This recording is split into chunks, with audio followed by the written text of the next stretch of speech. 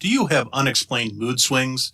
Do you have difficulty communicating with others? Do you exert a fishy odor? Do you experience undue aversion to flames or revulsion of bonfires?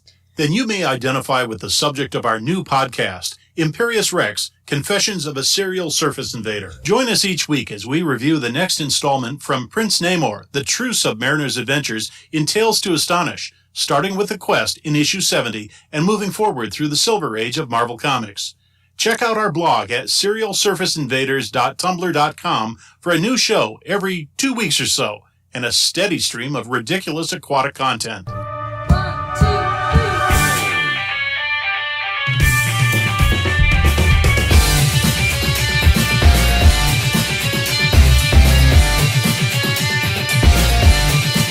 Hey everybody, welcome back to another episode of the Southern Fried Geekery Podcast. And as usual, this is Caleb. This is Craig.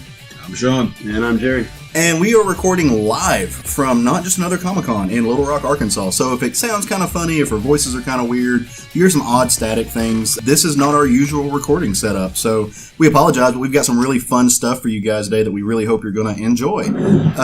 But, you know, suffer through it because you pay the iron price, as they say on the Game of Thrones. So we've got some fun folks sitting around here with us today, and we're going to get to them in just a minute. I'm really, really excited to have these guys. They've been friends for a long time, and they're doing some really awesome things. But first, I just want to remind you guys that if you didn't make it out to Not Just Another Comic-Con this weekend, you missed a phenomenal time. We had a great time. Larry and the people at the show did a great setup. We had a blast. Had lots of traffic come through. If you came and saw us at the con, we really appreciate it. We sold some shirts. We gave away some buttons. Craig peddled some comics, as he usually does. Yeah, a couple. Got rid of a handful, which is better than none. Better than no handfuls. Yeah. Right. But no, we had a really great time. So thank you to all the Not Just Another Comic-Con people for putting that on. You can see pictures and videos and all of our drunken shenanigans that we had on our Facebook page. Well, not all of them, but the ones we'll allow to be out there to be seen. A meager representation of the fun that was had, and it's going on all day today too. So come out and see everybody. I won't be there because I got to go put in work. So I'll be leaving after we record this podcast. But all right, let's get down to the matter at hand. Y'all excited about this? Yeah. I would like to introduce for the first time ever Mr. Dalton Shannon and Mr. Wells. Thompson. You don't get to have a last name. You're just like Cher now. Okay. You just get one name. I'll take it. You're just Wells. And now you guys are the creative team, the owners, the master of arms of a little thing called 4Color Media. That is correct, yes. Yeah, and so why don't you tell us a little bit about what 4Color Media is? Well, 4Color is just a little indie comics brand we've got going on. Mm-hmm. It's these little 8-page black and white, like ashcan comics.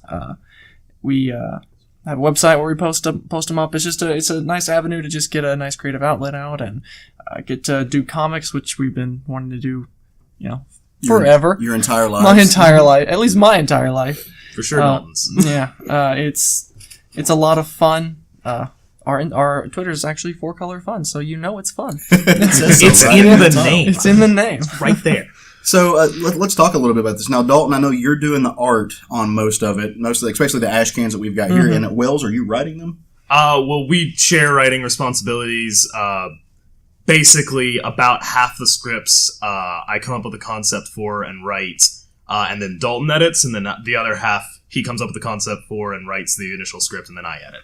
So crossover as much as we can, so that every script has a little bit of us or a little bit of both of us in them. So the short answer is yes and no. Okay, no, for sure. But yes. About half the. I think it's an even split right now between the six. I believe so. 3 and 3 apiece.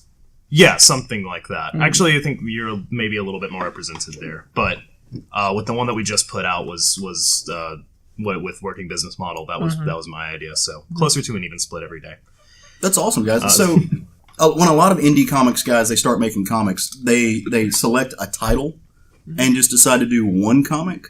What made you guys decide to do a brand or almost like a little publishing house? What was the impetus of that? I think boredom.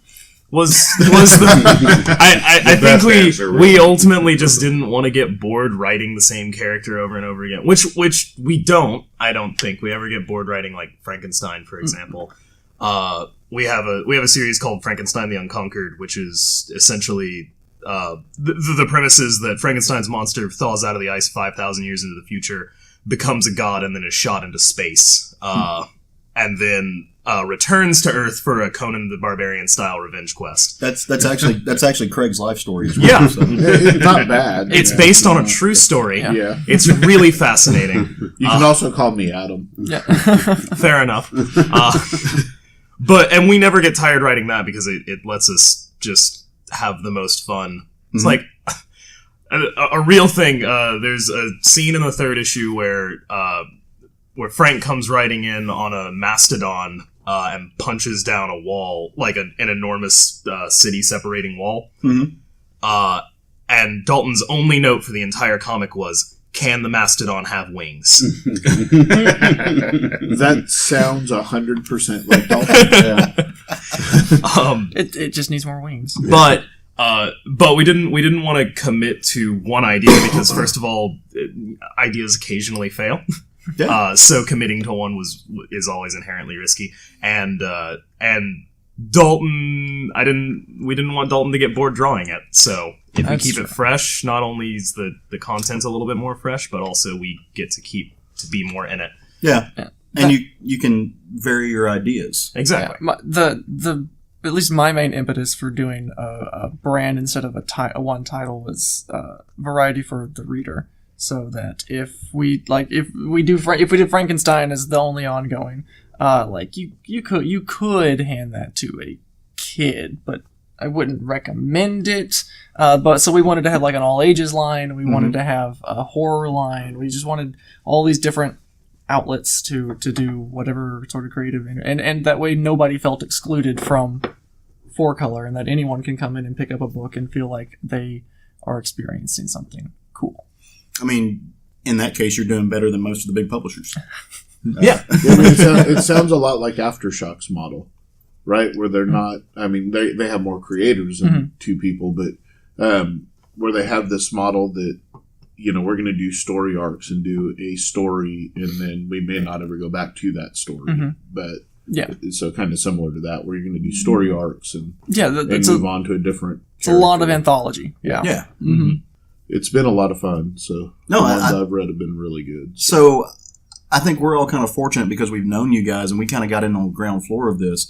So like when your first book that you sent out was Bryson Wesley, if I'm not mistaken, correct? That was technically Bryson Wesley was the first book under the 4-color umbrella. And with Bryson Wesley, that was part of your all ages idea, if I'm not wrong. It felt like it to me. Yeah, when 4-color first launched, I was by myself. Yeah. And just wanting to have a website to put comics on. And Bryson Wesley was, they were 20-page issues. They were complete whole books. But when the traction wasn't there, we decided to, in a way, retract with doing just 8 pages, so they're a lot faster paced, and you can just get through it in 5 minutes and then expand in the scope of content. So Bryson Wesley is but Bryson Wesley stuck around for the 8-pagers. They're one of our leading guys in Age of Adventure. I was going to say, they're in the Age of Adventure book now, right? Yeah. Which is probably not their... It's all good. It's probably not their ultimate home. We'll probably do some more work with Bryson Wesley in the future because he has just so many ideas about that. Yeah. And there's lots of places that it's like Indiana Jones meets Calvin and Hobbes. There's so many places that you can take it. He has a story that takes place in the Garden of Eden that is just they meet Amelia Earhart riding a velociraptor. Everything that comes out of his mouth makes me love comics more. Oh no, I co-sign. I've known Dalton. We've known each other for about 5 years now, maybe 3 years, like 3 to 5 years. And Dalton is one of those people who just loves the medium, and he loves what it can do and the diversity of the medium. And it's just as an advocate for it, you never see this dude like not beaming about a book somewhere. And that's one of the things that made us such good friends with you guys. Yeah. So let's talk. I know like you said, Bryson Wesley is in your all ages book, The Age of Adventure. Let's talk about some of your darker stuff, because you do have darker stuff. Yes, It's literally please. got all that ink on the page. Oh my God. It's black out. Toner. Let's be clear. all killer, no filler. Descent into Dread. So talk to us about this book. What is this book? So Descent into Dread is our horror anthology. We just wanted to do straight up kind of cosmic horror, creature feature, whatever we felt like doing at the moment. Twilight Zone. Yeah, Twilight Zone-y one-shots with, whatever idea we wanted to run with. We have 2 out in that catalog right now. The Myth of Tomorrow and Territorial Imperative. Myth of Tomorrow is our best-selling book, both because it was a first issue. It was the first one to come out in Descent into Dread, and because I'd probably say the cover is just really evocative. Yeah, the cover's striking. Everyone really immediately flocks to it. But the premise is a man wakes up on a spaceship to find his own face screaming at him through a monitor, saying that he shouldn't be watching this video.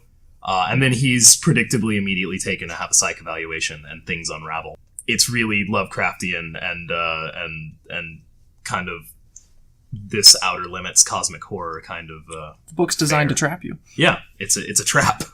The book is itself a trap. Please tell me you have a giant fish at the end of it yelling it's a trap. Not a fish.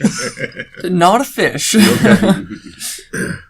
So just to talk about this cover, though, this is one of my favorite covers that you guys have done, because we'll throw pictures of these on our page for everyone to see, but the cover is, we're not joking when it's primarily black, and it's got this cat eye, and you can see these tendrils. But what I love is, like, you can, even in the tone, you can see the tendrils. Like, you're just playing with black and gray, but everything is so defined. And the lettering, how are you guys doing the lettering on this? Because the lettering is fantastic.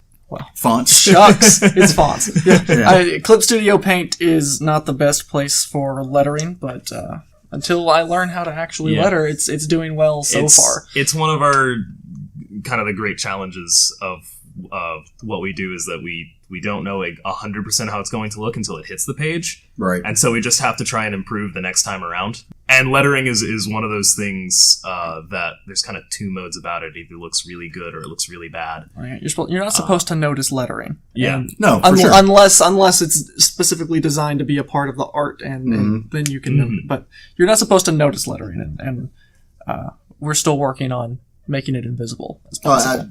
It's like the font you guys use for the front page, and it just works so well for what you're trying to pull off with the page. And I gotta say, I opened this first page. I've followed you since you've been using Clip Studio and all that fun stuff, and I love this first page. It's like that's a handsome mustache on this fella. It is. No, it really is great. So your other book that you've got out now, all of these books, if I'm not mistaken, you've got 2 issues of 3 different books. It's what you said, right? We have 4 different anthology series. We have 2 books out in every one except for Age of Adventure right now. And I'm working on that and as we speak. Yeah, he just finished the first page yesterday, so we will hopefully have that out before the end of the month. He's just working. Yeah. That's actually kind of part of what's in the cards for us, is we're finishing this last one, and then we're taking a break from like producing our own scripts to focus more on craft and the art of like actually putting pen to paper, so that the next time we come back, they're a little bit better quality, a little bit more clear. We get the message across a little bit better, and hopefully people enjoy them more. Mm-hmm. So your third title, Frankenstein the Unconquered, it feels more like a pulp title. Is that what you guys were shooting? Yeah, no, absolutely. The conceit of Frankenstein meets Conan the Barbarian is really, I think, all you need to get in the door. But if that's not enough to convince you, it's if it belongs on a Megadeth cover. Oh. It belongs in Frankenstein the Unconquered. Yeah. Where are you guys going with it? So how do you guys? I don't know if we have an end goal for Frankenstein yet. Our writing challenge is he'll write a script and then leave it open with just an awesome image of Frankenstein walking away from a scenario, and then he'll go, okay, you do something with this, and then I'll take that and go, okay, maybe he fights the Phantom of the Opera and the Statue of Liberty. And then at the end of that, the Invisible Man's footsteps are leading toward a castle in the distance, and I'm like, you figure out what to do with this now. So, I mean, but pulp is one of those things that it's hard to do. It's hard to write because these these icons, like you said, it's Frankenstein meets Conan. These tropes have been around for so long. People have done so much with them. How do you guys figure out what to play with and how you're going to play with it? For me, it's just. I mean, I know, Dalton, you kind of live by the mantra of what would Grant Morrison do, I think. Well, I live by the mantra of what looks cool. Right. So it's a little, it's a 90s mentality, sort of, where I'm thinking about the image and then maybe building a story around the image. Mm-hmm. But that's at least how I'm writing Frankenstein. And I'm like, how do I get him to each cool moment? And then the plot can fill itself in. And with great, and with Pulp, it has so many great elements, and you can find it in Bryson Wesley too. Bryson Wesley is birthed in Pulp. But no trope is a bad trope unless somebody's getting hurt, so everything is on the table, and so it's more just, it's not even I go through a list and cherry pick. It's I'm writing and then I'm like, oh, that's a great trope, let's do it. Yeah. And that's Frankenstein. Well, but do you design each, and I haven't read the second issue of that, I've read the first one. Do you design each issue? Is it a one and done story, or is there more of an ongoing feel, or is there both? Is there a mix of that? Yes, is the answer to that question. So we try and we have this kind of overarching story of what happened to Frank, why he was banished to the stars, and how he came back. And each issue is kind of him trying to tie up a loose end, as far as this person designed the rocket ship that sent me to the stars, and so I'm going to murder him severely. This person killed my wife and betrayed my family, so I'm going to just wreck his day. But each one is also its own kind of instance. They are. You could pick up any one of them and get the gist of who Frank is and be done with the story and walk away and never read the ones that come before or the one that come after, which was that is in choosing that one as our ongoing series. We did apply the kind of old 60s 70s logic of every issue is someone's first. That should be every era's logic. It should, but it's not. So yes is the answer to that question. There is an ongoing story, and it is somewhat filled in per issue, but it is mostly just a one and done per and with 8 pages, stories move so fast in 8 pages. Yeah. So you don't to decompress out like an entire arc through 8 pages that may not see the light of day for months at a time, considering our schedule. I don't know, it just felt like you want the immediacy of a story finished, and if you want to come back and continue, that's great. Or if you want to go back and get the other issues, because I mean every issue does provide context for the next. That's how an ongoing narrative works, but you don't have to. And I think that's one of the beauties of little ashcan 8-pagers is that you can just jump in and jump out and be fine. For sure. Yeah. I mean, it's a wonderful idea. Because I mean, as you said, it's a philosophy I wish more people would take on now, that you can just pick up a book, read that issue, and not have to have read the 4 issues before and the 4 issues following to know what happened. Self-contained story with an overall narrative would be, it's a great philosophy. So, yeah, for this project, it's definitely the route we wanted to take. Partially just because that's smarter for building up a readership. Yeah. If someone can jump in at any point and enjoy themselves, they're more likely to stick around, and they're more likely to go through your backlog. But yeah, that might not be what we always do, but for this project, we definitely wanted to put that at the forefront of our. Do you guys have a Patreon or anything like that where people could? Not at the moment. Not currently. We will eventually set up a Patreon. We want to get the audience there before we start asking people to commit money. There's a number of steps we have in the works as far as not to point fingers or anything. No. They're I was actually laughing at the tables making a squeaking sound. Oh, okay, sorry. for those who listen to the show, they probably have heard it before, but it's an ongoing joke at me with me that the minute we start recording, my stomach starts rumbling, and so we all are always cracking up when we're in our home studio and everything, because it never fails. My stomach is going to start rumbling. So I apologize for you about that. So I kind of have a question about scripting these things, though. Please. So I'm a short story writer. And with a short story, even in prose form, your story has to be tight. You don't have the room that a novel has to play with. You don't have the page count.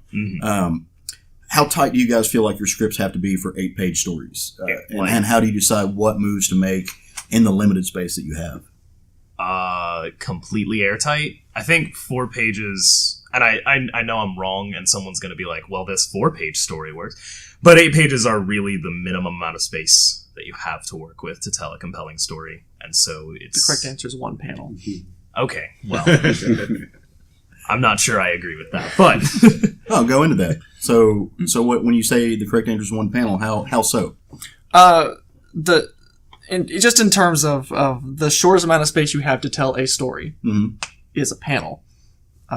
Each panel, there's, and I'm guilty of this, but there shouldn't be superfluous panels. You shouldn't have a back and forth between 2 characters that's just shot, reverse shot over and over again. Like if you got to find you've got a page and you have maybe 8 of those. And the conversation needs to, one, be visually interesting and not just wasting a panel here and there. I'm personally a big stickler. It upsets me when I see recycled panels. If I spend my money on a book, then don't cut and paste panels. Right. Well, I don't think there's anything wrong with shot, reverse shot. That's like a valuable tool, but trying to make it interesting and trying to make the dialogue engaging is a big part of that. And it's not my favorite example, but you can look at the success of something like, I don't know, The Family Circus in the paper. They literally, or Dennis the Menace, literally a panel. Mm-hmm. And I don't know if you can, I know Scott McCloud has issues of calling those comics because it's not sequential and you don't see the movement there. Oh, you've read Making Comics too. Oh, that's a Bible, dude. Yeah. Or that was Understanding Comics, I think, where he said that. Both of them are both. Bibles. There's a lot of overlap in both. Yeah. But you really you have that panel to tell a story, and then the next panel expands upon that story while still needing to tell its own story, and it's... Which is the philosophy of your book, but you break it down to a panel as well. Mm-hmm. You know, because your book philosophy is we're going to give you 8 pages to tell a story, but it's going to be part of an overarching overall story. Mm-hmm. If you break that down even more, you're doing it by panel. Yeah, and any... I shouldn't say this, but any comics creator worth their salt needs to think about panel-to-panel actions and page-to-page actions and then book-to-book actions. It starts there. And I if you ignore it, then your book can either get wildly out of pace or just superfluous panels. You don't have the space to do it. So, and especially with 8-pagers, like deciding where the beats land and how that works. For myself, I don't really think about it. I just write, and then an afternoon's done, and the script's done, and then Wells is like, "Well, this doesn't work, and that doesn't work." And the reason I think we work so well together is we have such wildly different philosophies about storytelling that are somehow still compatible. I'm very structure oriented, and thematics oriented, and he's very moment to moment banter and not gag, but. You know. I'm more characters and interactions, and you're more how the story even works. Right. Yeah. So I disagree with him as far as every panel tells a story because we have fundamentally different ideas about what a story is. But I do agree with him. You can't waste any amount of time on an 8-pager, and I would still say, even outward from that, if you have a 224-page graphic novel, you can't afford to waste a panel. You shouldn't. But that was part of the philosophy of why we chose this format, is because we wanted to condense storytelling down to its most basic form. What kind of stories can we tell in 8 pages? That was the challenge to ourselves. We also don't want to waste your time. That's another thing. You want to, we want to just start doing 12 panels per page. You know. we have like one of those pages. Can you have an entire book with 12 panel pages that's Frank eating vegetables? No, I can't. First of all, Frank eats raw red meat. Let's be clear about that. I'm fine with that too. I do not like that book. Oh, shots fired. I'm waiting on my hardcover. No, there's a surprising amount of splashes, or of full page panels, I will say, for 8-page stories. Yeah, no joke. I noticed that. I was actually very much impressed. When I see a smaller book, I don't ever think I'm going to see like half-page splashes or full-page splashes. But you guys use them, and use them really well, and it still doesn't. The story doesn't miss a beat. Yeah, thank you. You get those. Initially starting, because it was 8 pages, I think at least except for the last page of the very first Frankenstein, which was the first book we did, I had to make a mental note no splash pages, you don't have the space. So I had to use like either a third of the page or a half of the page for a title image, because you still need that set title image to kind of it sets the scene. You need a scene setter image, but a splash page is not going to cut it, because you then if you do a splash there and then you do a splash on the final page, you're working with just 6 pages of story. Mm-hmm. That's no bueno. Right. They do that in manga a lot of the time too, because Mm-hmm. it's usually only around 17, 18 pages long, where they'll like have to use as much of the page as they can while still showing these nice awesome shots, but also putting panels of what everyone else is doing in the on the page on it. And I actually really like that style to a like. I don't read a ton of manga. I'm not super into anime, but I have dabbled in that. And what I love about that style is how expressionistic it is. Mm-hmm. So I like this guy. You get this you get this awesome feeling of the page, and you also get all of these other characters' reactions to it all at the same time. Right. It's a lot less literal, but it puts you kind of in the story in a much more immediate way, which I really love. So up until now, it's been you two kind of working together. I know Dalton, you started the ball moving. Oh, absolutely. It was this guy. Yeah, but you guys have been working together. But a little birdie told me yesterday that you're kind of expanding. You're kind of reaching out and you're bringing some more people in, or at least doing some work for hire. Can you tell us a little bit about that? So the initial when 4Color became Wells and I, the plan. Wells. The plan shifted from a one-man team on 4Color to eventually having a 4-man team we have yet to find the other two, but the dream was have a penciler, inker, letterer, colorist, and then everybody shares the writing duties, and that was the dream for 4Color. But until we hone the craft and we find the missing pieces of 4Color, I've been having to teach myself how to draw as we're publishing. Yeah. And I'm still not satisfied with it, but you can see a discernible improvement, but it's still not there. So when we went to Wizard World, New Orleans, we were 2 booths away from a guy. We're actually the guy to our left was selling his own comic published through Caliber, called The Bobcat. And the guy 2 booths down from us was the publishing editor for Caliber. And we were just kind of smack in between him with our dinky little booth and 4 comics to sell, and 4 little 8-page black and white comics to sell, looking the most out of place across from what I can only describe as a tower of stolen fan art. And I,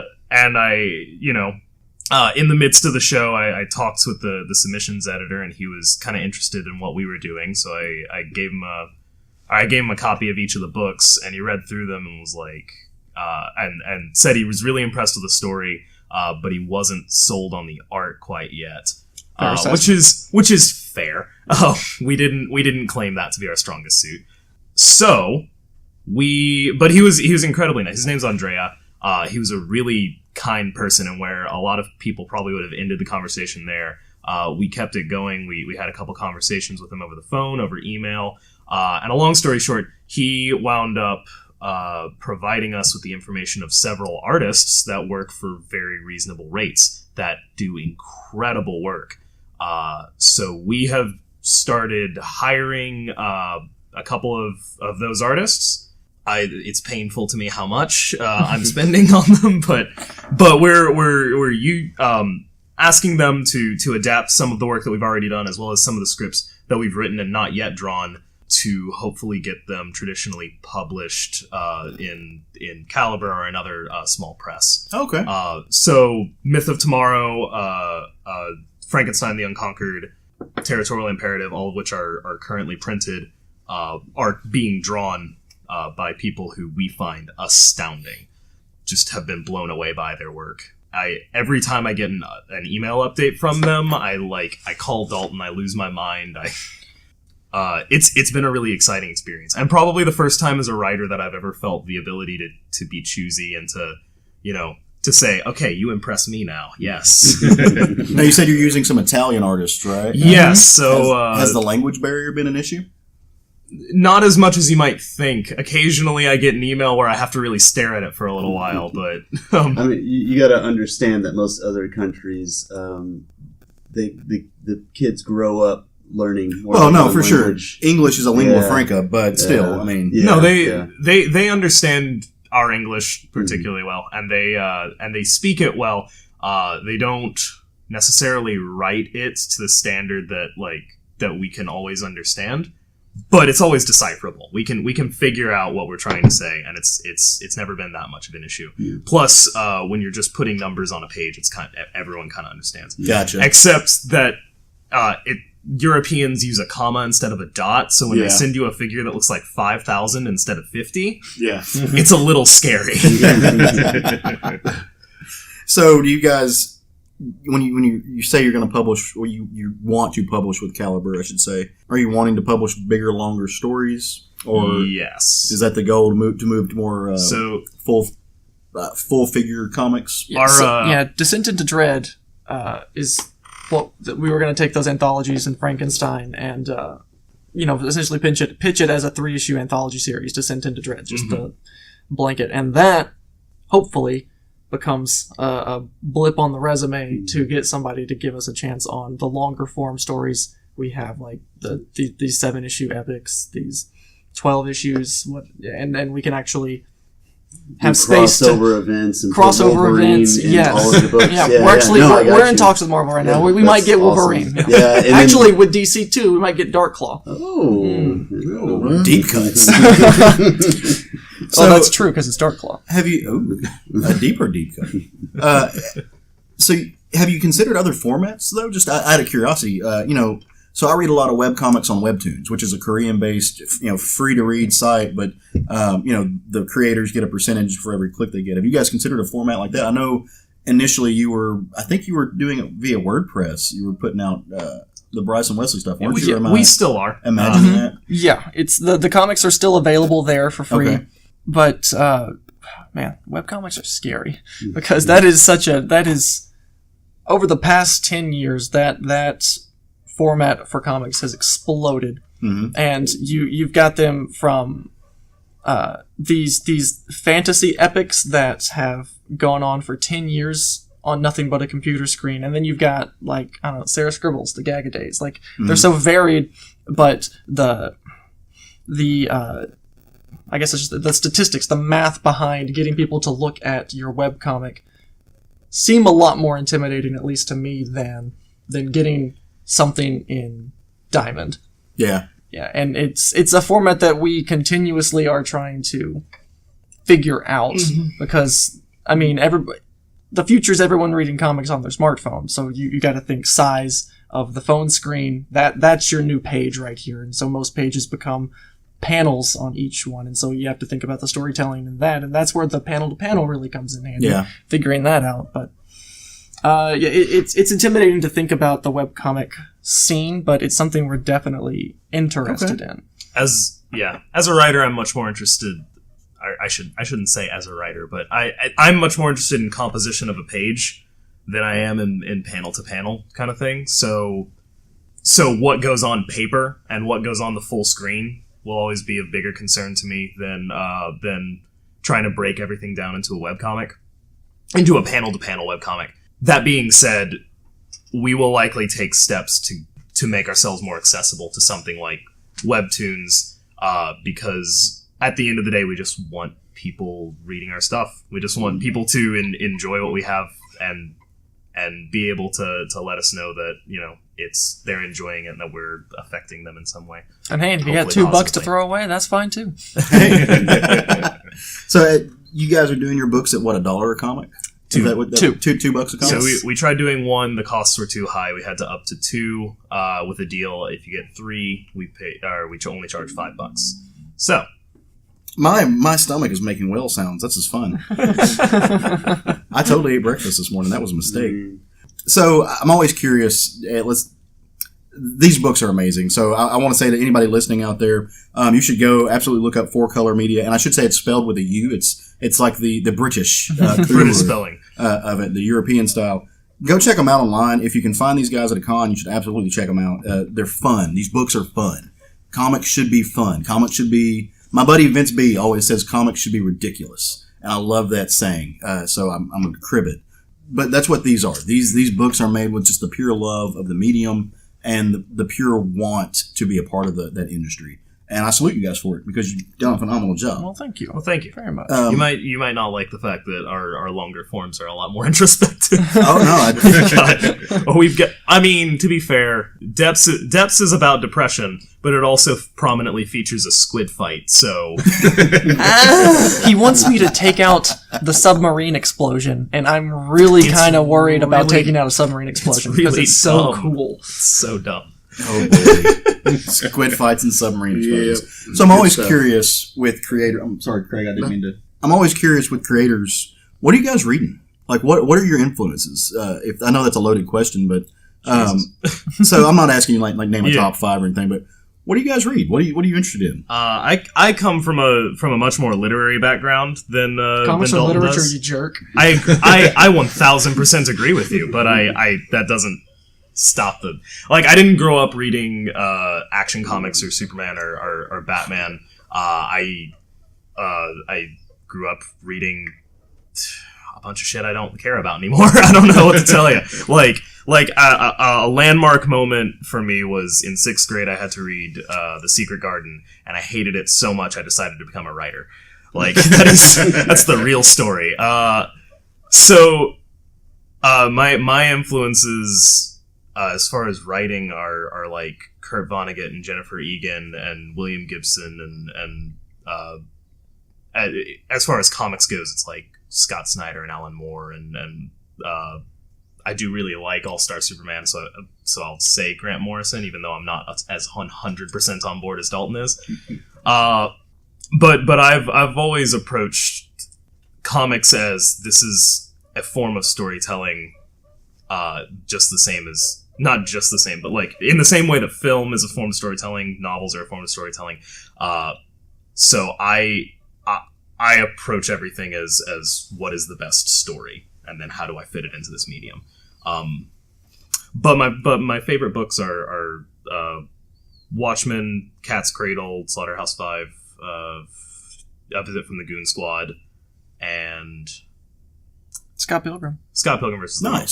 Definitely Scott Pilgrim versus the World. Brian Lee O'Malley is brilliant. In fact, Seconds is just as good. Seconds is good, guys. What about you, Dalton? So I am versed in comics. That's pretty much all I read growing up.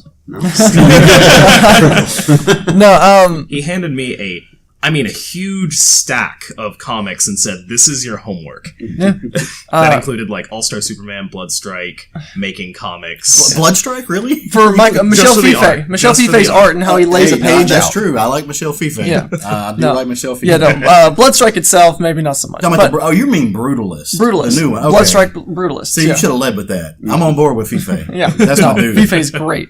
But in terms of what I'm reading, what is an influence? Anything Fife's doing. So he's on G.I. Joe Sierra Muerte now. Mm-hmm. I just picked up that first issue, so I'm very excited to check that out. Ed Piskor is phenomenal. He's doing the X-Men Grand Design, and the way he can lay a page out and put so much information in there, it's almost like a textbook, but with pictures, and that's what I always wanted anyway. Have you read his Hip Hop Family Tree? I am getting to it. You gotta get it, man. Yeah.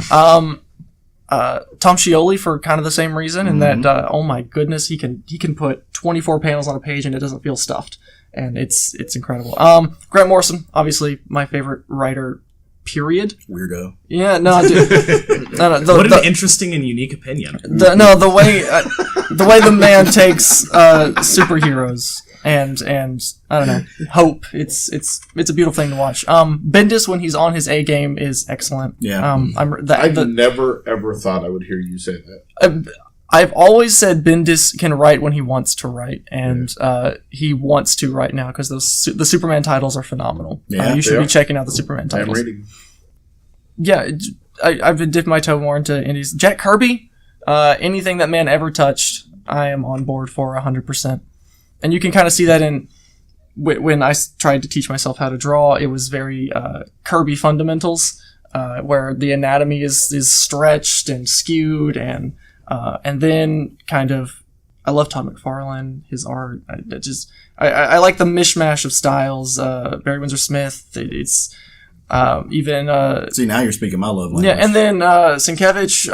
I could never try to emulate that, but I love looking at it. Yeah, It's all of that good. well, Is gonna be on that page.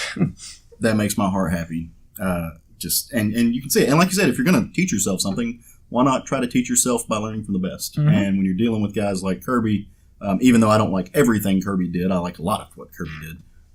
And Alan Moore, why not learn from the best? So, Yeah, I'd rather not write a rape scene in every one of my books, though. Okay. Yeah. I as soon as I said Alan Moore, I was like, that's. oh, that's okay. I legitimately love a lot of what he did, but I also there's at least one moment in every single one of his books that I have to go, did you really need that? Come on. I mean, my favorite writer's William Faulkner, so yeah. Yeah. So what do you, I'm a Hemingway man, so I'd say, yeah, okay. Yeah. But we'll talk about Hemingway later. I have theories. So just real quick, I know you guys have a con to go get to. We're not going to keep you longer. You got a table, you got to peddle your wares and all that fun stuff. I'm sure he can stick around. Okay. I'm sure at least one of us can stick around. It's not like we had this pre-planned. But why don't you guys tell them real quick one more time all the spaces that they can find for Color Media and kind of like what your plans are. Because, hey, so we've been really lucky in our show. We've got listeners from all over the country. Actually, we've got listeners from all over the world. Shout out to y'all over in Australia who listen. We appreciate it. By the way, watch the movie of Kangaroo punching a dude today. That shit was awesome. Yeah. Send me more of that. But why don't you tell them where they can find 4Color Media and what your plans are? All right, so you can find us at our website, 4colormedia.com. That is color with a U. You can find us over on Twitter, where we post the most. At 4Color Fun. At 4Color Fun. Again, color with a U. Instagram, just 4Color. Color with a U. You know it's us because there's a koala with a leather jacket and shades, and sometimes is smoking. Dead giveaway. Yeah, there's no other logo like it. The koala is great. And there's 4 I colors. love the koala. And there's 4 colors. Not in the Instagram one, but on the other two for sure. And there's a history behind that, but that's beside the point. As far as plans go, we will be in Kansas City for Planet Comic-Con coming up. We've got Dallas Fan Expo in May. So if you're at either one of those shows there, we're also definitely going to be attending the Heroes and Angels. Oh yeah, Comic-Con. Yes, in April. In April, that one's in Little Rock. Or what is it? Sherwood. That one's in Sherwood. So if you're in the local area, please come check us out. As far as comic plans go, we've got 7 comics on the website. We've got an 8th coming up. We will be pitching to small presses as soon as we get all of the art in and a cover made for the pieces that we're shopping out. And if all goes according to plan, we'll have an 80-page horror anthology in physical book format by sometime next year. That's badass. Fingers crossed. That is badass. Amazing. Yeah. Well, all right, guys. Well, thank y'all for sitting down with us. We appreciate it. Now, Dalton, I think you're going to hang around to talk about our next topic. Sure. Wells, I will let you get out of here. Thanks Appreciate for it. coming by, Will. No, thank you so much, buddy. Bye, Wilson. Later, nerds. So while Wells is leaving, I want to piggyback off of what he just spoke about. There is a convention coming up in April in Arkansas. It's in Sherwood. It's called Heroes and Angels Con. We're going to be there. We are. Craig made that decision yesterday. And what Heroes and Angels Con is, it is a convention that it is a nonprofit convention, and the proceeds go to help pay for things for families who have children going through cancer treatment, which is badass. I love it when the comics community, when the geek community reaches out and tries to help things. You guys know the work I do with the van. Charity is very near and dear to my heart. So this convention, if you're in Central Arkansas, come out to it.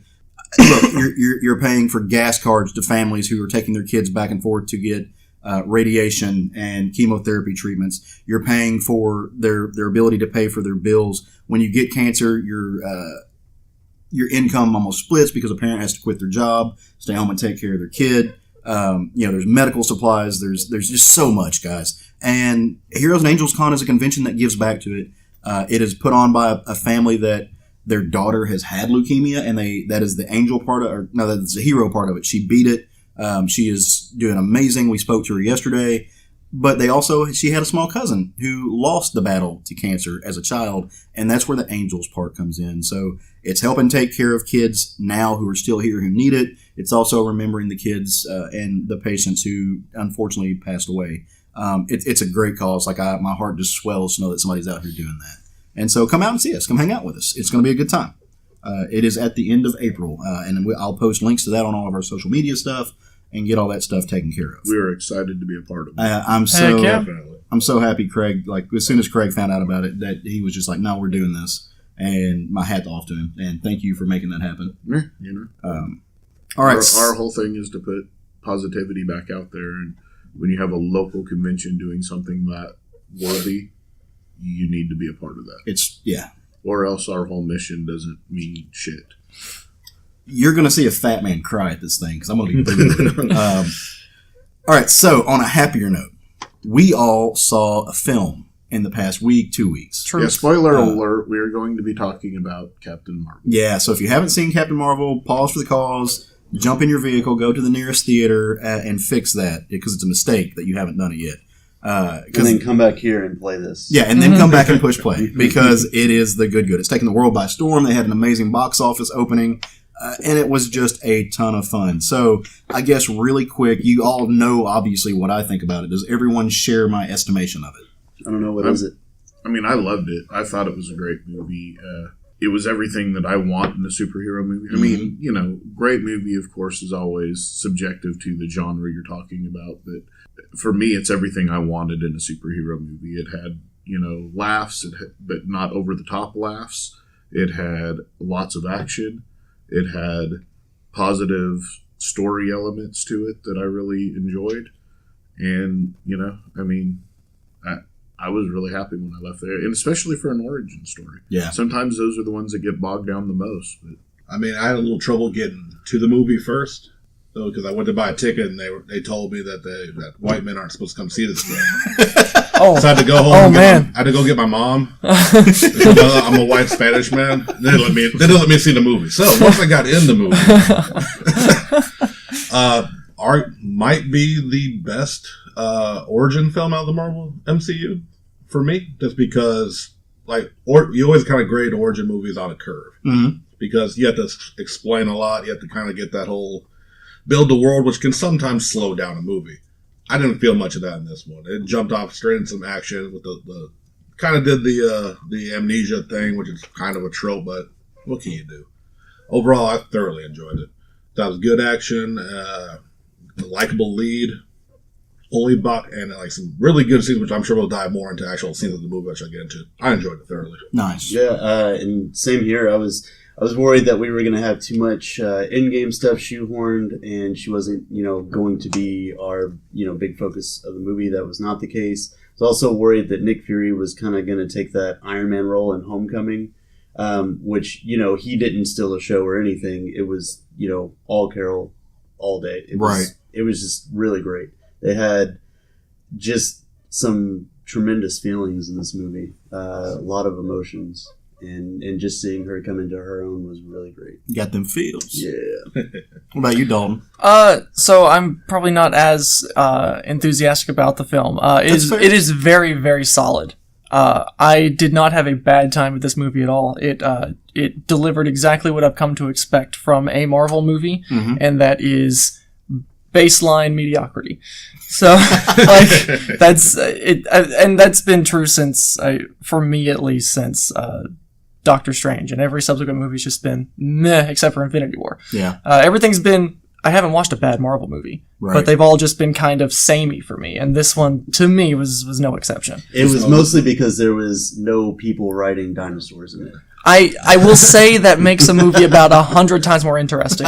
And I mean, to Dalton's point, for sure, if you are getting tired or not a big fan of the Marvel formula, they don't break away from that at all, if at all, very much, if at all, in this film. Yeah, it's very formulaic. I'm still okay with it, but I understand that because there's a lot of samey stuff. I will say, and like I said, we'll get more into the story, that villain didn't get marveled.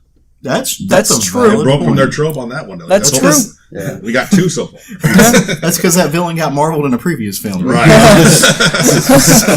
But you know what I'm hey. So let's talk about that story. So the story follows Carol Danvers, as we all know, who eventually finds her way into being Captain Marvel, but she's not quite there yet. It's how she discovers. The whole movie is a movie of discovery. She's discovering who she is because she literally doesn't know. She's got amnesia. She's on a foreign planet. She's an Earth being, but she finds herself deep into Kree space as a member of a Kree strike force, and she's got some powers that no one else seems to have. And she doesn't know how to use them, and she doesn't know who she is. She's calling herself Vers. Vers. Yeah, Vers.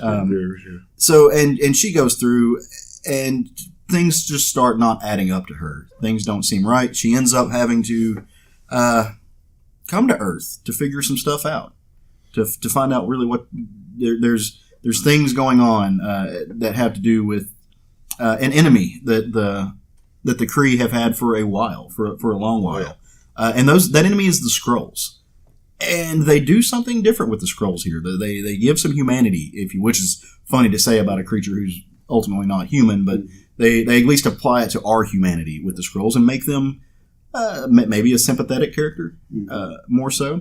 Anyway, what happens is Captain Marvel eventually discovers that all has not been right with the world. She's been lied to by the people that she thinks are her caretakers and protectors. She discovers a whole new planet of possibilities. She makes a new bestie in Fury, and she gets a kitty out of the deal, which is not bad. Fury gets the kitty. To me, that's one of the best parts of the movie is to find out that Nick Fury is a cat person. That was a lot of fun.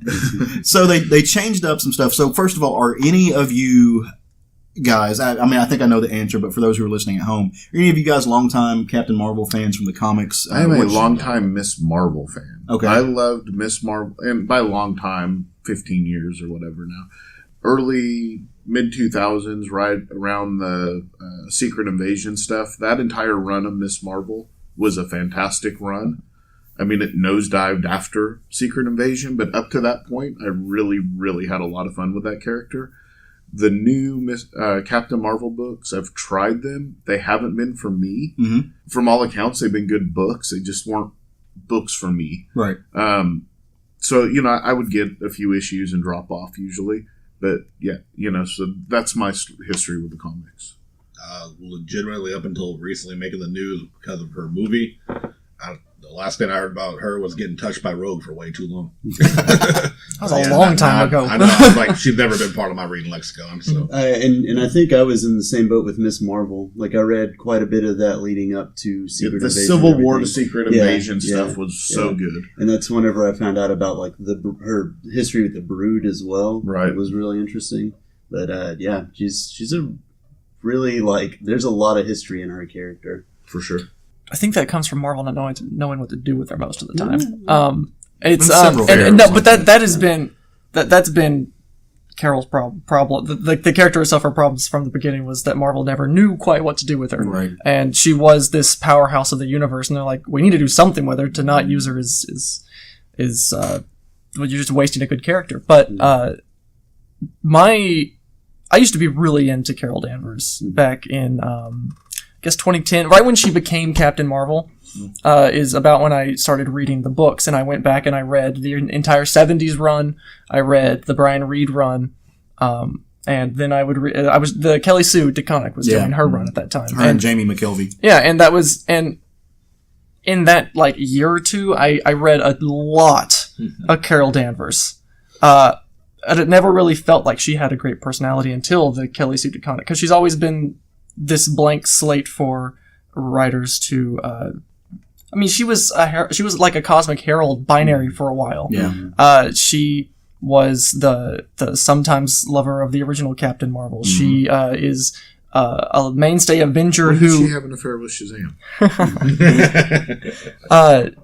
She has been a long-time Avenger that gave birth to her rapist, and the Avengers let that happen. Yeah, there's some. Carol is such a loaded character, and timey-wimey. Yeah, and it's they had a lot of work to do with this movie to make Carol anything, because at this point in time, after the much maligned character assassination in Civil War II, Marvel's trying to get her back on her feet and make her a viable character again. And this movie was, I think, a step towards that. I don't think it quite achieved that, but I think that's coming. Yes. So for me, I cut my teeth when it comes to superhero comics on the Avengers, the third volume. That's when she was Warbird. Yeah, Busiek Perez. She was Warbird and that stuff. That's the one that inevitably Brian Bendis took over and I think finished that one off. 80 issue run or something like that for total. And that was yeah.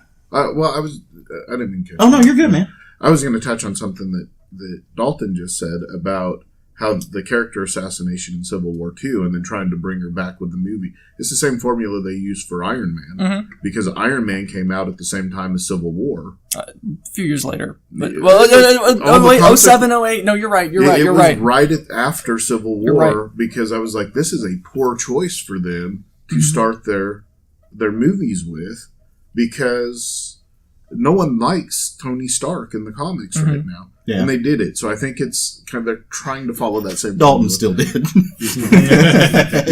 no one liked Tony Stark. That was Civil War was about the time I got into comics and Iron Man was my entryway, so I was fully Team Tony that whole time. Oh wow. You're that guy. Terrible. I was. No, so mine was when she was Warbird. I know and I love that character in that the alcoholic version. Well, yeah. So and that was when a lot of the more problematic things with her history when they were trying to figure out what to do with her. For me, she reminds me a lot of Hawkman, just with not the origin issue. Yes.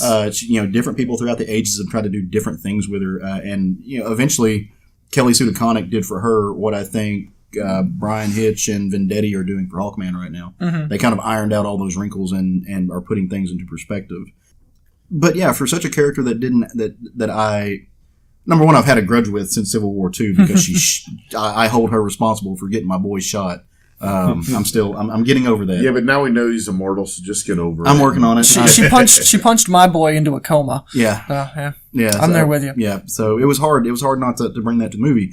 But for the movie itself, at the end of the day, for comics fans in general, you have to accept that the Marvel Cinematic Universe is its own universe. It's not a one-for-one adaptation of anything you've read in the comics. It's not the Ultimate Universe. It's not 616. It's not Earth 1 or whatever they want to call it.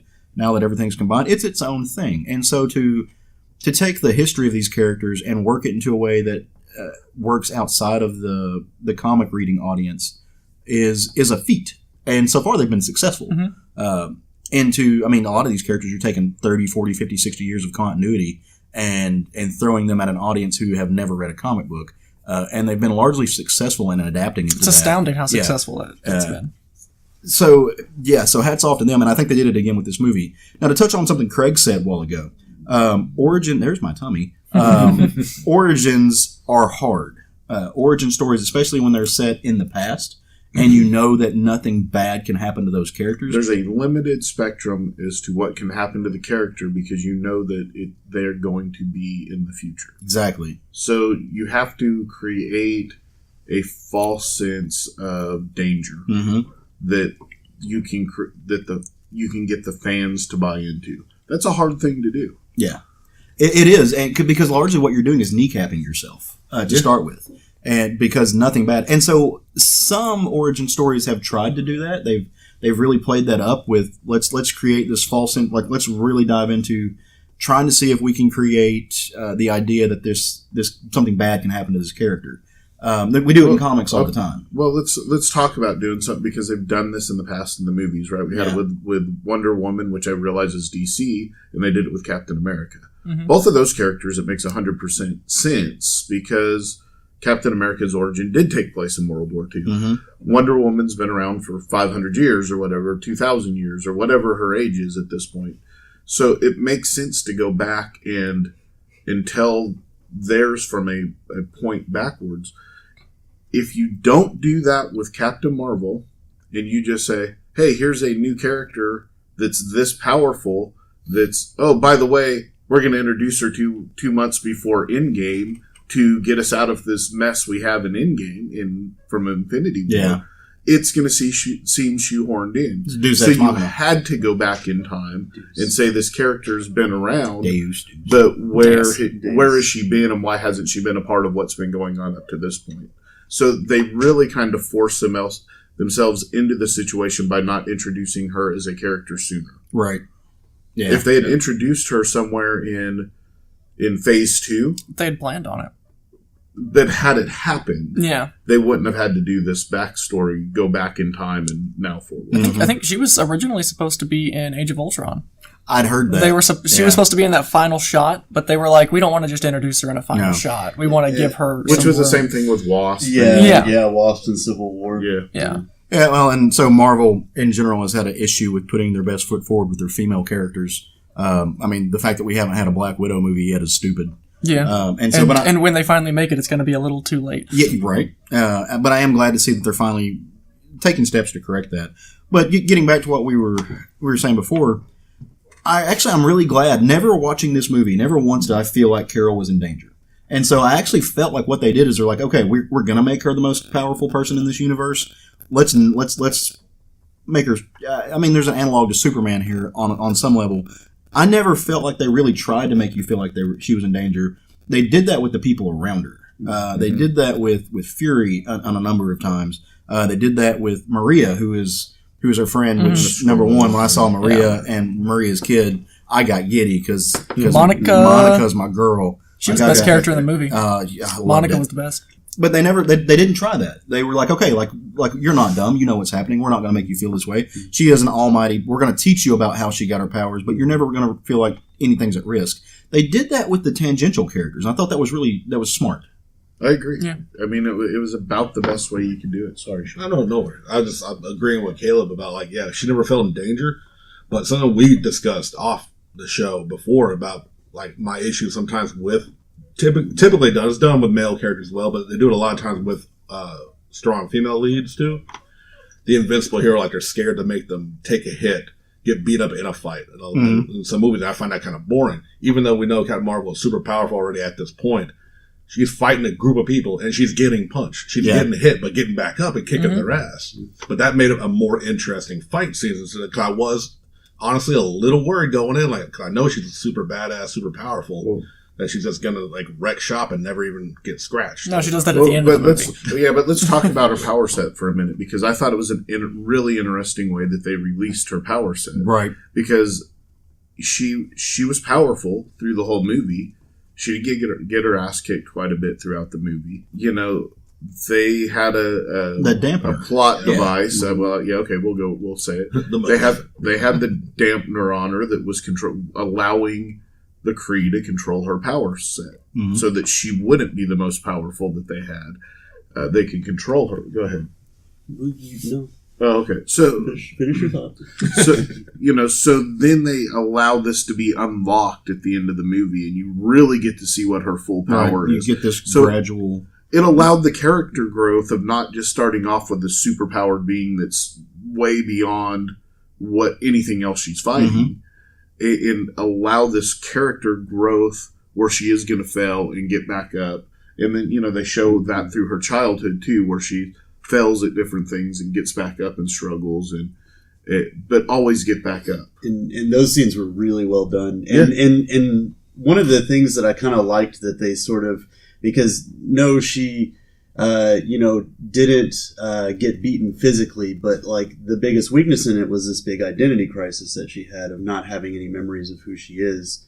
And it was really, really great how they built those up, where every time she would get, a glimpse of, a memory or something, it was always her falling down. And then at the end of the movie, they basically tell you who she is by she's that person that always gets back up. Right. Like, it shows the second half of that scene of her falling down or getting mocked or ridiculed.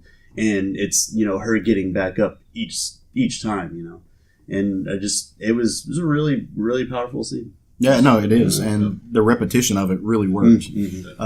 And like what Craig said, like, kind of, he alluded a bit better, I think, to the point I was making about, like, her having the dampened power throughout it made her growth and the fights in the movie a lot more interesting for me. And then, like I said, when she's like, I've been fighting with one arm tied behind my back this entire time, and she went full Super Saiyan. She went binary. Honestly, legit got chills watching that. Like, that was an amazing moment. Yeah, and I think that was them touching on her binary form. No, I loved it because the whole movie, like I said, to start this conversation off, it's a film of discovery. She is learning who she is. She is learning about who Carol Danvers is, and arguably she never finds out truly. At the same time, she's learning her powers and being manipulated, and both are being manipulated by the same people, and they're the only people in the movie she trusts. And I will say, I think the movie played it very smart. They were not just men. So you had the supreme leader who took the form of a woman, and I think that was done purposefully to show you that. I think this is them telling a certain line. Carol arguably had zero positive male role models in her life, but up until the point that you find out about her relationship with Maria, she also didn't have any strong female. Until you find out until it's disclosed.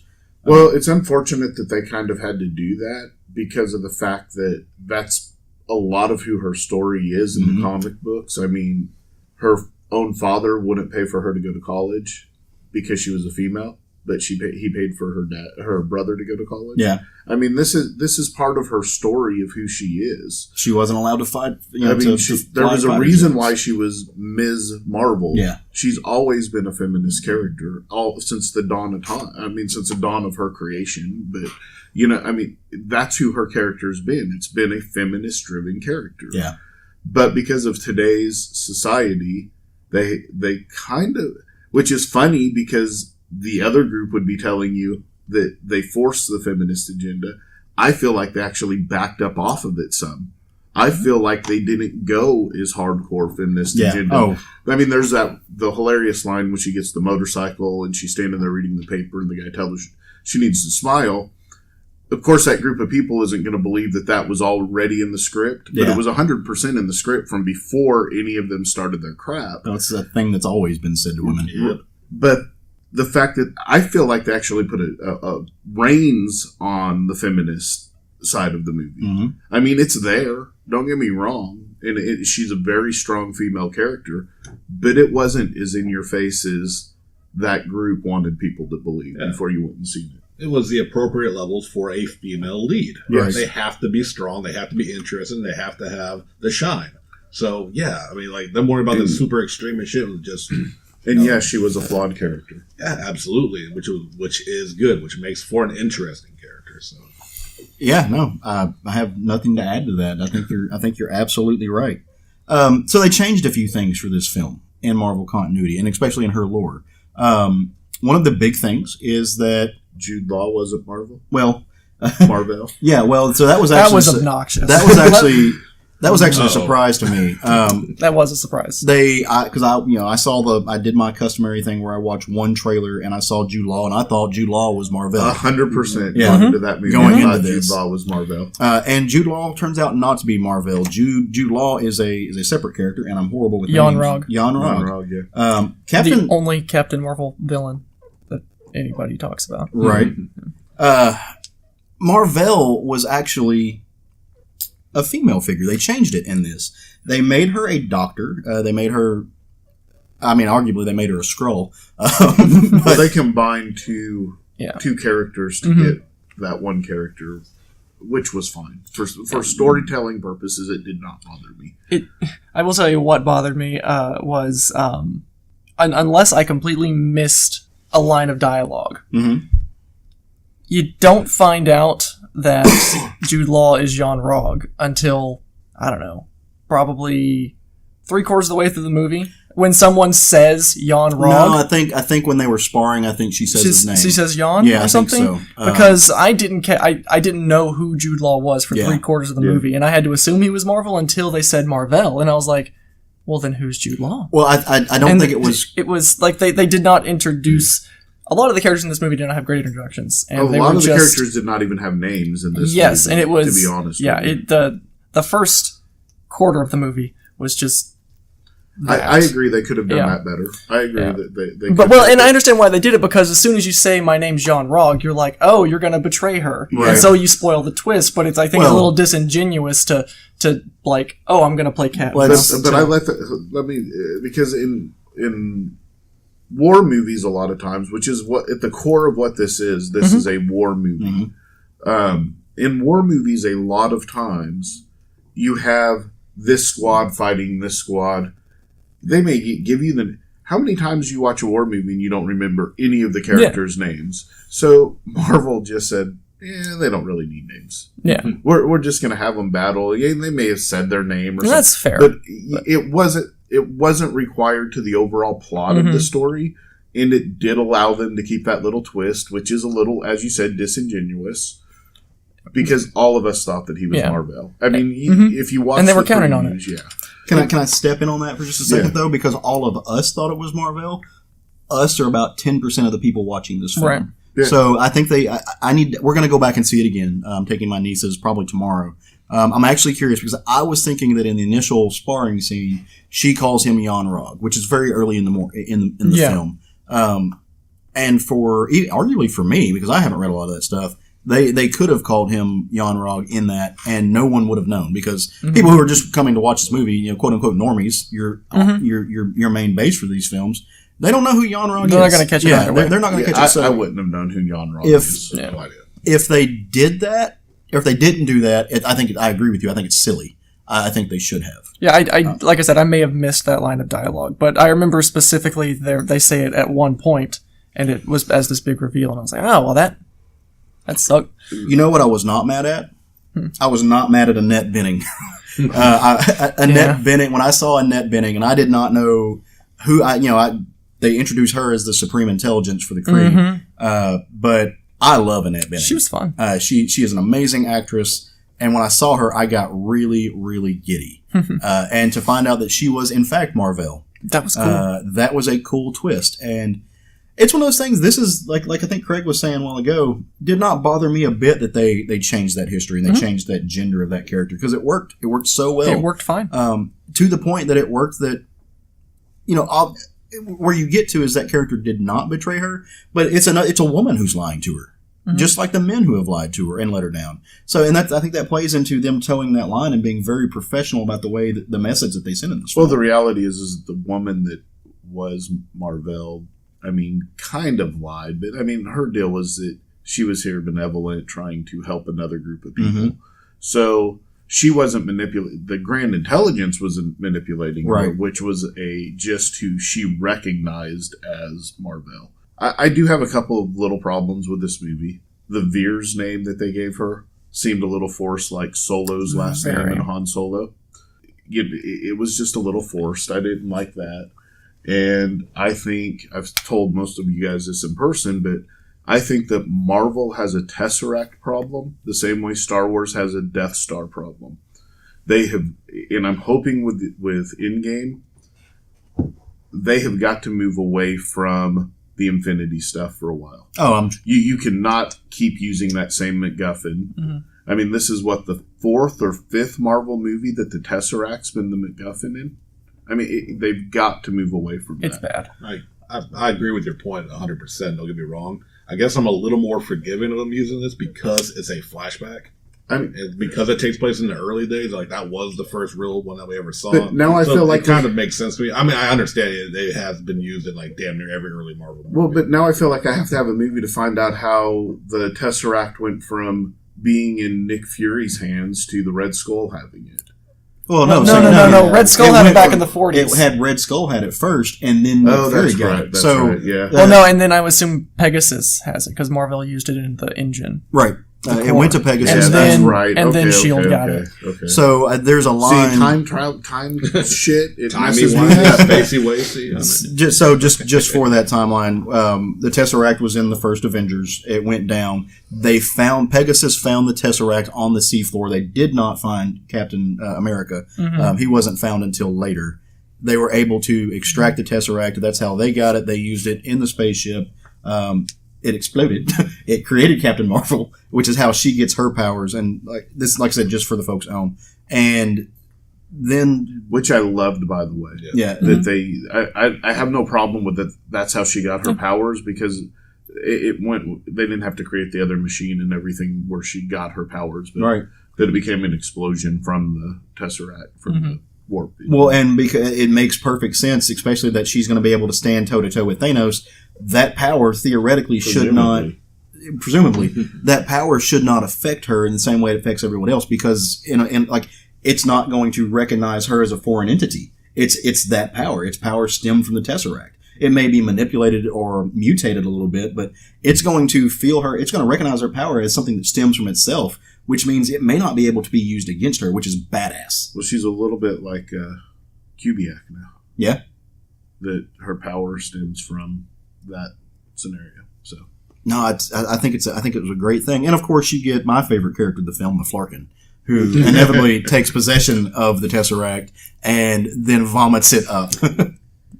Dalton disagrees. That joke is so much funnier if the cat is not actually an alien. That joke is so funny when the Skrull is like, I'm not touching that Flarkin. And Fury's like, it's just a cat. That is so funny. Yeah, and then you see the cat actually be an alien, you're like, the payoff when he's pointing the cat at them, like trying to use him, like laser cat. Yeah. I mean, that to me was great. And they didn't call it, fun. but the cat's name is actually Chewie. And Chewie has a big representation. It's Goose in the movie. Well, in the Goose, it's in the movie. In the comics, it's Chewie. In the Goose, it's in the movie. Yeah. Huh? In the movie, it's Goose. Right. Did I flip my words? Yeah. I do that sometimes. Yeah, it's okay. Adorable. Well, they threw a Top Gun moment in there, and that's what that was. And I think that was precious. Yes. Going back to things that I thought were a little forced, the fact that her nickname is now Carol the Avenger, yes. Danvers. I didn't like that either, but it is what it is. And those are small nitpicky things. Again, overall, that's what don't affect the story. Just little forced items. Explaining things to land in the future. Like I said, that's how a quote unquote flashback film kneecaps itself, because you have to do bullshit like that. They really wanted you to know it was the 90s, though. Yes, they really wanted you to know. That's actually a very good segue, as well as following his forced thing that I'm going to bring up, and I'm going to get a lot the of soundtrack. Soundtrack was amazing. A lot of female-led bands, which also kind of goes in with the theme. Perfect for that time. Too much. Had to force in a fucking Nirvana song. It's the 90s. I know they had She wouldn't have even heard that song. Why is it in her dream? I wouldn't have had as much of a problem if the entire soundtrack wasn't purposely female-led bands in the 90s. Yeah. And my own personal hate of Nirvana aside. She wasn't around when that song was recorded. But she was up in space. I think it was done by the Mind, though. The Mind was the one that put that on there. Possibly. I mean, she was also wearing a Nine Inch Nails shirt the whole time. Yeah. But like I said, it's not just like it was. I know it's the 90s. You had Nirvana; they were a significant band. I get that. Like all it's just if they hadn't led with so much female-driven music, it just felt a little forced. There's just a lot of music. Didn't ruin anything, but I was sitting there like, okay, I knew Nirvana was coming, but when I was noticing, it was like the Cranberries, it was Garbage, it was like a whole lot of other female-led songs, and then no doubt, then Kurt Cobain, no doubt. My one nitpick, and Caleb and I talked about it, and Stephanie and I talked about it, about the soundtrack, was whenever she finally was using her powers like 100% in the fight on the ship, the song that they used was I'm Just a Girl. I'm Just a Girl by now. It did not fit for the tone of that scene. No, it didn't land. I really wish they had have used that for the credits, for the closing credits. Yeah. And done something like Celebrity Skin for the fight scene, or just have some original music. Or another. I mean, when I think of a badass female-driven fight song, like Garbage comes to mind. Like Garbage's music is. Honestly, Zombie would have been perfect for that. Go full fucking metal and play Kitty. Just do it. But yeah, want to be fun and energetic. And like I said, I think they were kind of going like, if I remember correctly, I've only watched the movie one time.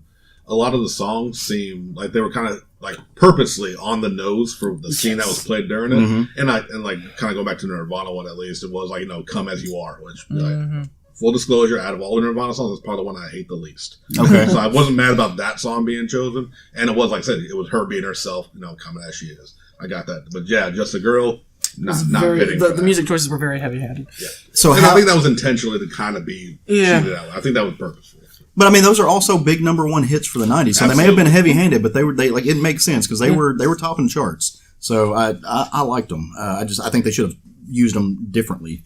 What did you guys think about the Skrulls? I liked them. Love the Skrulls. Skrulls were great. Love the twist. I had no problem. I'm sorry, Sean. I'd say love the twist about them because we all went in there assuming they're just the big bad. Yeah. And is it Talos? Talos.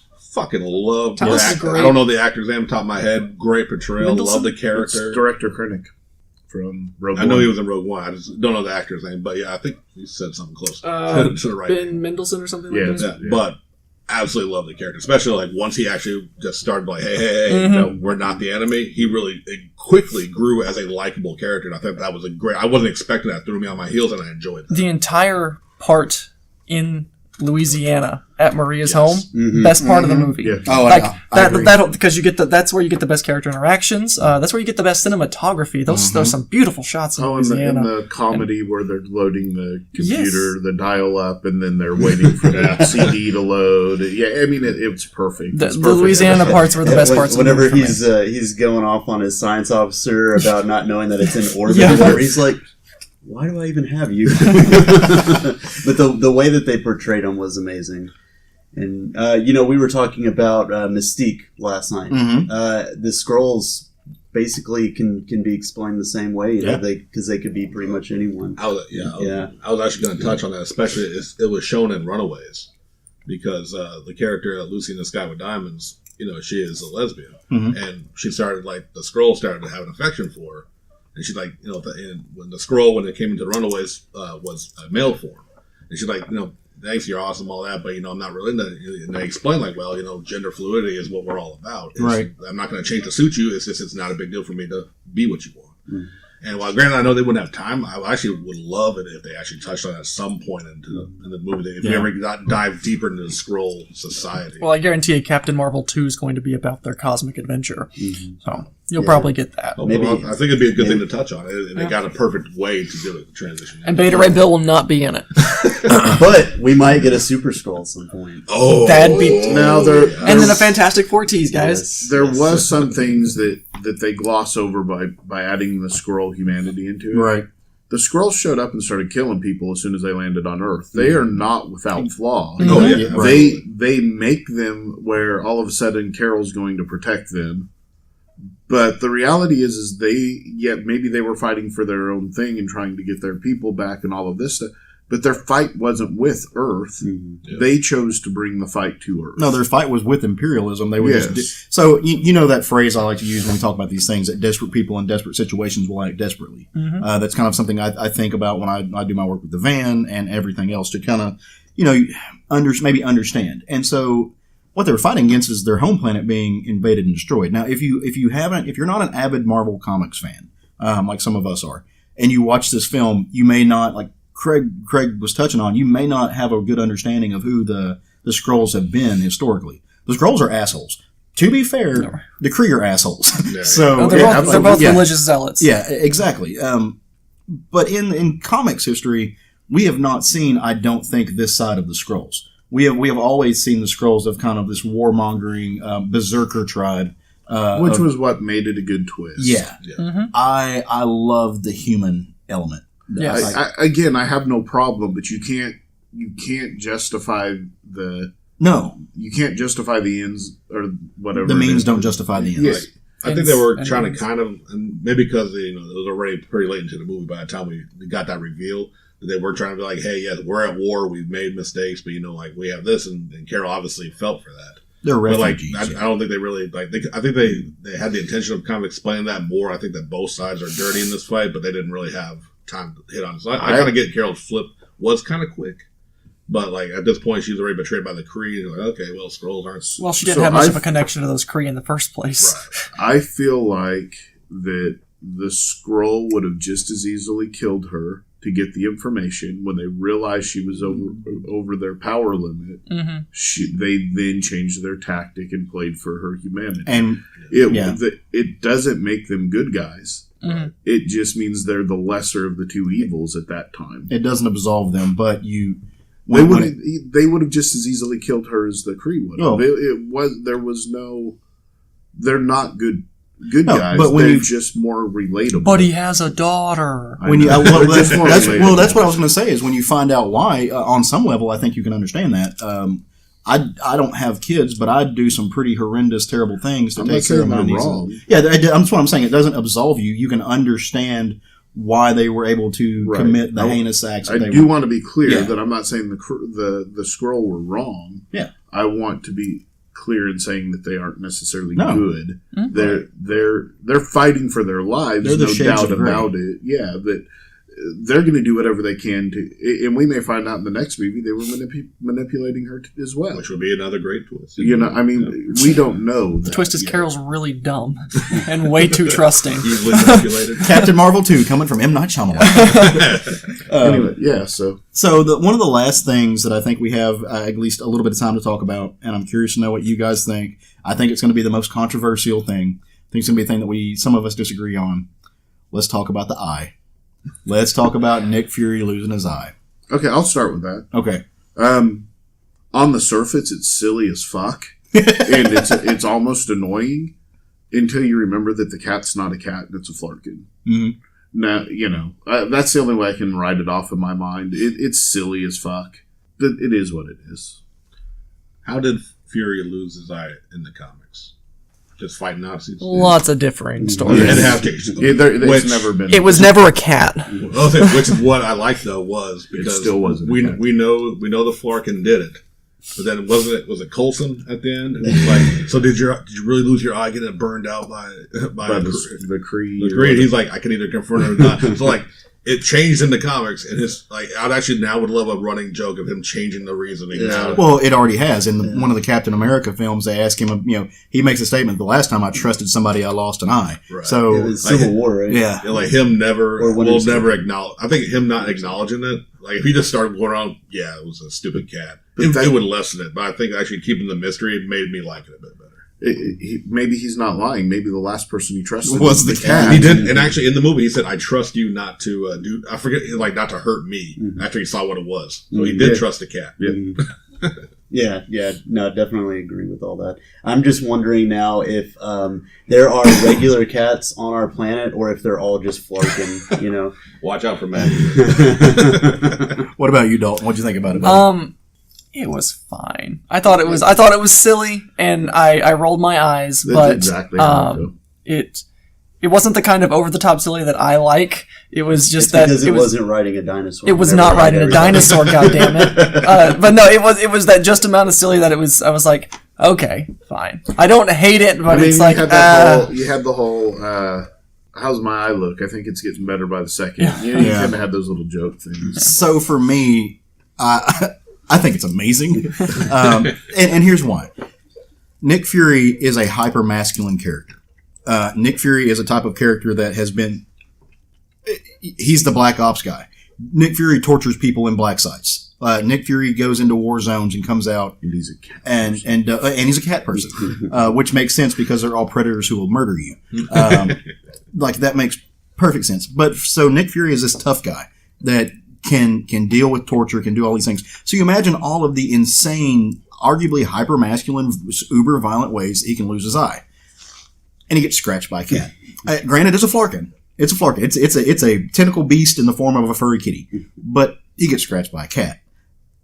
He's not going to tell anybody that. Yeah. Like Sean was saying. So for that to be the truth, for it not to be this giant culminating mega event that just further solidifies Nick Fury as this alpha male uber badass, I'm a wartime Conan figure, is amazing. He lost it because he showed a sensitive side, trusting an animal who was a little bitty kitty. And the fact is that as hyper masculine as he is, he didn't kill the cat when it happened. No, he kept the cat as his pet.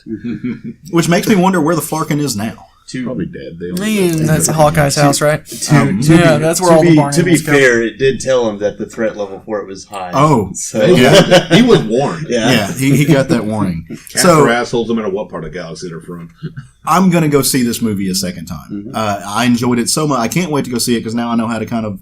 I know what's going to be on the screen. I can kind of watch for other things now. And as I can watch this more as a fan who can look for other things. I really enjoyed it. Craig, are you going to go see it a second time, or are you just going to send it back so we're going to get here in a minute to our rating or top 5, I think. But so for me, a lot of the Marvel movies, I'm with Dalton. Okay, to be honest, I like the Marvel movies a whole lot. I enjoy them. I always look forward to them, and I anticipate them. There's not a lot of rewatchability to the Marvel movies for me. There's a handful that I'll watch every time they're on, and we'll get to those when we get to our countdown. Yeah. To me, this is one of those that I'll rewatch a couple of times because I think that the way it was done, there's enough in it for me to go back and pick up some hidden things I missed. Easter eggs. Yeah, that's what I'm kind of looking for in it in the next viewing. I didn't get to see it with my wife, so I'll definitely watch it a second time. May not be a theater trip, but we'll watch it eventually. Yeah, Stephanie actually comes into town next week, so her and I may go see it again. Nice. Yeah. I'm good. Not going back? I'm good. That's fine. I saw it once and I got what I needed out of it. I'm going How to many take... times have you seen Iron Man 2? Iron Man 2, more times than I'd care to admit. I'm taking my nieces. Roger and I are taking our nieces to go see it. It's a movie I want them to see. And I'd go see it alone if not. So, Craig, you are absolutely right. I think we should end this conversation by saying what our kind of top 5 Marvel movies at this point are. There have been, by my count... Too many. No, sir. You take your Superman shirt and go outside. Fuck out. Sorry, they can't all be Aquaman. Can't all have Topo. Aquaman wasn't Aquaman. There have been 21 movies made, I think, if I counted right. But, I went to public school in Arkansas, so when I ran out of toes... There's been a whole lot of movies. Yeah, there have.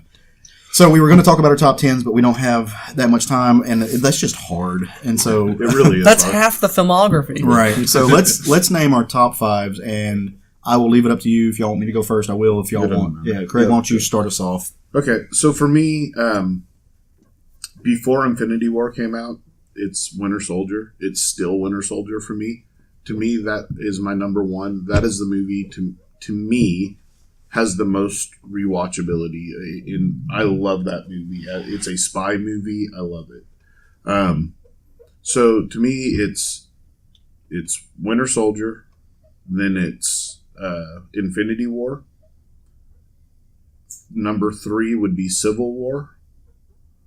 And then the next 2 are a couple of the more recent movies, and they are because of what they did culturally. So it's Black Panther and Captain Marvel, to me, are the next 2. Nice. For me, it's still Spider-Man Homecoming. Okay. I think it's the perfect way for a debut movie without having to do an origin film and setting up the Spider-Man universe by itself. By explaining where all the technology and where all his future villains. Vulture didn't get marveled. A lot of good stuff in that one. Infinity War, easy number 2. That was just an amazing film. Number 3 for me is still Thor Ragnarok. I still love that movie.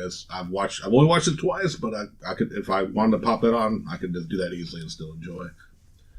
Number 4 is probably going to be the first Guardians of the Galaxy. I still love that movie. I've actually probably watched that one the most out of most of the later Marvel movies. And number 5 is I'm thinking if Captain Marvel has actually hit that. Okay. I've enjoyed it. Like I said, especially given it being an origin movie, I thoroughly enjoyed it. You and Craig both moved it up top 5. That's interesting. No particular order. Homecoming, of course, for the same reasons he said. Iron Man, still. I don't know, the first one, it started it all off. It was just amazing for the time that it came out. I'm going to go with probably Civil War over, I was going to say Avengers 1, but I think Civil War over Avengers. Just because it was a really good culmination, and basically, since, we don't talk about Avengers 2, it was a good Avengers 2. Mm-hmm. Ant-Man Wasp. And normally I would put Ant-Man in there too, but Ant-Man Wasp basically took the stuff that I liked about Ant-Man and added another character in it and just kind of expanded on it. I really like the story and relationship with him and his daughter and being, basically a co-parent and everything. And then definitely Captain Marvel. Okay. I enjoyed it that much. I'm going to base Infinity War off of how Endgame is too. Okay. And because then, it's kind of one movie. Yeah. So, Nice. Dalton, what you got for us, buddy? Civil War and Winter Soldier are... I never thought I'd say that about Captain America, but I Best love trilogy those in the movies. series. I love Civil War and Winter Soldier. The first Avengers was so hype. Still is so hype. I loved Infinity War, even though I can't watch it again because it's too hard. And it is a very rough movie to get through. And my favorite's always been the first Iron Man. That encapsulates everything I think is great about the Iron Man MCU. You're an Iron Man shoe. Well, yeah. I mean, but it was such an amazing movie. Yeah, that it we Yeah. never, you we can't- could never imagine how good it was going Yes. to be at the time that it came out. For sure. You know? It Mhm. was groundbreaking. Yeah. All right. Was that your 5? Those are my 5. I lost count. Okay, so 2 Avengers, 2 Caps, and an Iron Man. that works. That sounds like a royal flush or something. So mine, I'm going to go with. I got to agree with Craig on this. I think the best movie of the 21 is Winter Soldier. I absolutely love that film. It's incredible. Number 2, Avengers. Number 1, the first Avengers film comes in a hard number 2 for me. You get that scene where the team gets together. I love it. 3 is very easily the Black Panther movie. I still, again, it's basically an Avengers movie. I absolutely adore it. 4, I'm going to have to say, this is hard. Probably Iron Man 1, because for all the reasons that you guys just said, it's the one that kicked everything off. It's still one of my favorite movies to go back and rewatch. Still holds up. It absolutely still holds up. It's what solidified Robert Downey Jr. I think it's great. Oh, let's see. Number 5. Captain Marvel almost made it for me, but it's not quite up there. Probably go with Civil War. I think so. Again, because I'm I'm an Avengers shield. Half of the movies I name are Avengers movies. I think as far as number 5, it's either Civil War or it's Infinity War. And I haven't decided which yet. I love both of them for different reasons. I think, technically speaking, Infinity War is a better film, but as far as get me giddy and twiddle my fingers in the theater, Civil War did that. So that's mine. So I think those are good lists overall. I really enjoyed talking about the film with you guys. Dalton, I want to thank you again for coming in and telling us about 4Color Media. Oh, thanks for having us. It was a blast. Yeah, and I hope everybody here has had a great con. I know I have. I love cons, man. I love hanging out with anytime we get to hang out with Dalton is super cool, but I'm sitting here with my 3 brothers, and anytime I get to actually spend the weekend with my dudes, it swells my heart. I love you guys. Yeah. And that's what this whole thing is and about. other things. And other things that we won't disclose. So What happens at convention stays at convention. we normally like to end our shows with a getting ahead of ourselves segment that tells people books that are coming out on New Comic Book Day. We're not going to do that this time for a variety of reasons. Number 1, I'm about to hit the road for 2 weeks, and I'm going to be recording some stuff on the road. Number 2, I have 4 books in my hand that I think that our listeners would do well to go pick up. And they are Cosmic Epics from the Edge of Eternity, Frankenstein the Unconquered, Descent into Dread, and The Age of Adventure. And all of these are 4Color Media books. If you find them in person, they will cost you $2 an issue. If you find them online, I think they can probably... They're free. You can read them for free at all the websites that Dalton just said. I will link them to the show notes, make them fairly easy to find when I get this edited and linked up. It was a blast. I want to say I love the titles of all of your They're- movies, too. Thank you. They're so 70s. Thank you. Are you the namer of names? Yes. We are not just saying this because we have a history with Dalton. These things truly are fun books. They are just drenched in the love of comics and comics history, and that's a blast. Anytime you get that, that's a blast. We're ready to bring this thing home? Yep. All right. Well, as always, if you have enjoyed what you've heard, and guys, we hope you have. We love doing this for you. We love doing it for us, but we love doing it for you. Go give us a like or a shout out on iTunes or wherever you download your podcasts at, or YouTube, wherever. It lets us know how we're doing. It also lets people who are searching for a new show that they might like know that we're something of quality that they might like listen to. If you want to come hang out with us at our Facebook group, which is growing, it's getting bigger. We're posting stuff. We're talking about stuff that we don't get to talk about on the show. Giggity? Giggity. Ooh. Anyway, go ahead. Ooh. Giggity moments. We're growing. There are a lot of amazing people, a lot of which listen to the show, some of which don't. We're working on that. We got to fix that. Either problem, way, I'm but- happy if just come and interact with us. Yeah, it's a fun community, and that's what this is about. Like I said, this is about building positivity in comics, geek culture, and that's there. There's something for everybody, and there's everybody for someone in that group. You can find us on Instagram and Twitter. We're at SFG Podcast on both of those. And if you have a question, comment, concern, or you want to suggest something, ask us anything, send us an email. We're southernfriedgeekery@gmail.com. And if we don't have anything else, go forth and love some 4Color Media comics. Woo!